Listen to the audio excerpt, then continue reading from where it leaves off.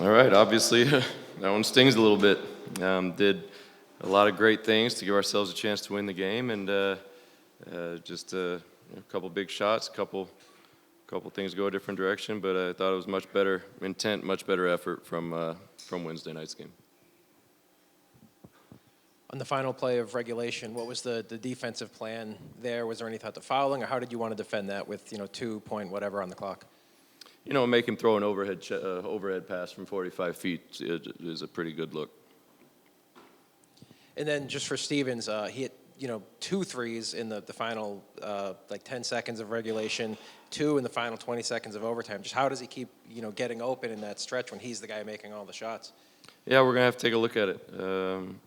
But he does a good job of understand spacing, and he hits some big shots. Kevin, is there any thought when you're up 2 and they don't have any timeouts with 2.9 seconds left to intentionally miss a free throw there or intentionally foul? What is the thought process there? Yeah, I think there's a lot of talk and discussion of that, I think, in the coaching world. But at the same time, if you make the free throw, you can't lose. And if we're honestly, guys, if we're going to sit around and say that, we would rather would have been up 2 there, and say that shot's a normal shot that's going to be made, I think we'd be kidding ourselves a little bit. We made him catch it going away from the hoop, dribble. It was kind of one of those things where just somehow made the shot.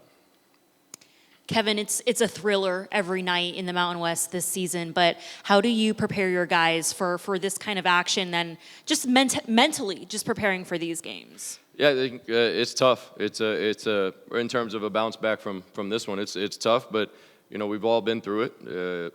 All the guys have had tough losses in their career, wherever it may be, and we just kind of got to go back to those times and wake up tomorrow, take a deep breath, and get back in the gym and just keep working. That's all we can do right now. Is just keep working, keep trying to get better. We're giving ourselves chances to win games, and now we just gotta gotta be, keep doing things, just keep working so that the ball does bounce in our direction. But guys have worked. They're gonna keep working. So yeah, that's really all we can do.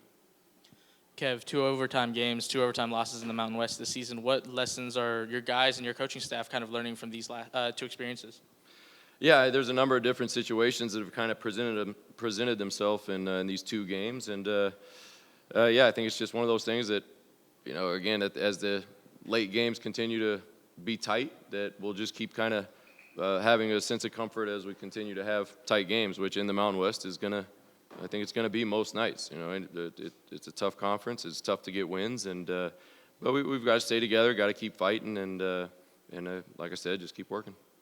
And then EJ came in and said that he felt like the team didn't execute a couple of things, and they kept getting you guys into the same problems. Just what specific things did you kind of see that were maybe not as sharp as they should have been?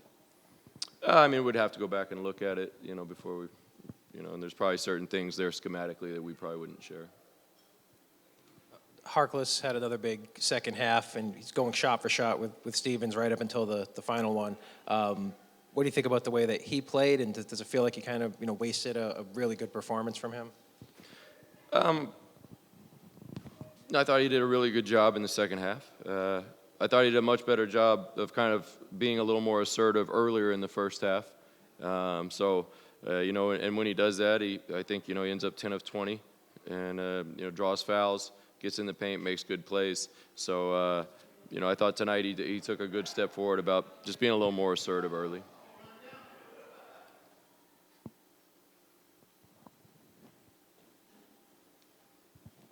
I just wanted to ask about the eventual return of Parquet, which should be relatively soon.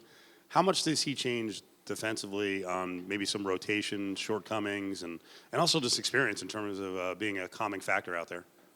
Yeah, I think we got into a pretty good groove when we had a full roster there, and when EP comes back, it's of course it's going to take him a little bit of time and some game experience or some game reps and practice reps to get back comfortable. But yeah, he's another proven kind of experienced guy that provides a lot of comfort and security, not only on the floor but in the locker room and in huddles. And so I think when he comes back, it just kind of gives us another added weapon.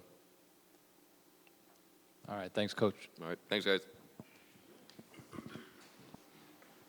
Yeah, Justin, on the final play of regulation, with you guys defending, what was the plan? What did the coaches tell you? How were you guys trying to defend that? Was there a thought to fouling on that play? It was no thought to foul. We was up 3. We were just trying to keep the ball, in front of us. And credit to Isaiah, he made a tough shot over 2 people. It's nothing, backboard, further away from the three-point line. So credit to him, he just made a tough shot. And EJ, another big second half in overtime for you. Just what is the state of the team after losing a game like that? I mean, we just got to finish games. That's what it comes down to. I mean, Colorado State came out, executed, kept putting us in pickles, the same pickles all day that we got to, listen to the coaching staff when they tell us what to do and execute it. That's what it comes down to. We struggled with that a couple times. We did it good, got stops.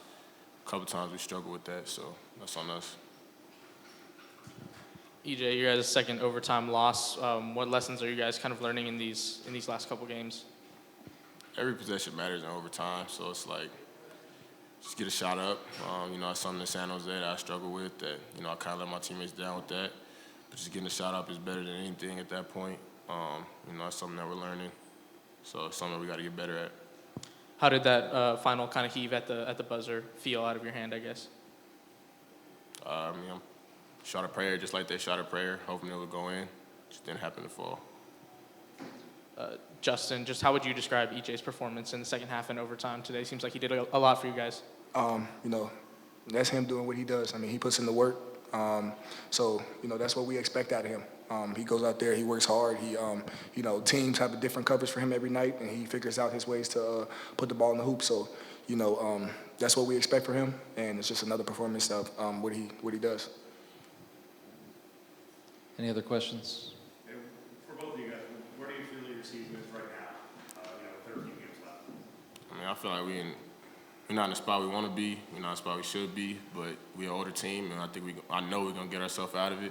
Just a matter of, putting it together right now. You said 13 games left. We won 12 in a row, 11 in a row. It's nothing for us. So, we don't like the spot we're in, but we're not comfortable, but we know we can get ourselves out of this hole easily. We're just going to keep working. We're going to get ready for this game on Tuesday. Got to have a quick turnaround here. So, you get home, think about it for a little bit, let it go, and get ready for the next one. So we're just going to keep working, keep trying to chip away at these games, and at the end of the year, hopefully we're at, or we will be at where we want to be at. All right, thanks, guys.